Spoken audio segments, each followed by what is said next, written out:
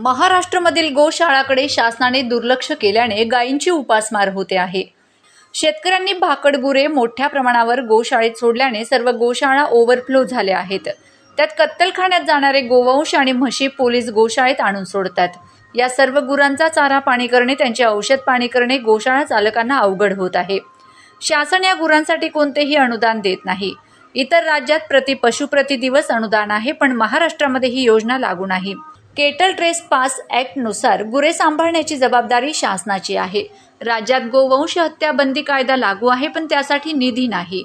हिंदूंचे सरकार म्हणून टाहो फोडणारे नेते गायींकडे दुर्लक्ष करीत असल्याने येत्या 15 ऑगस्ट रोजी मुंबईला राज्यातील गोशाळा चालक उपोषणाला बसणार आहेत। यासाठी गोवंश बचाव समिती तयार करण्यात आली असून या कृती समितीचे सदस्य ॲडव्होकेट मिलिंद पवार, ॲडव्होकेट अशोक मुंडे, राजकुमार छाजड, श्रीमती वैशाली बारकुल, सुनील वरघडे, सचिन गुरव, जयश्री तेलेसरा, बाळासाहेब कोंदुरे, दीपक निकमसह शेकडो गोसेवक शेतकरी सहभागी झाले आहेत। गोसेवा आयोग फक्त नावाला असल्याने या निवडणुकीत गायीचा प्रश्न गाजणार आहे।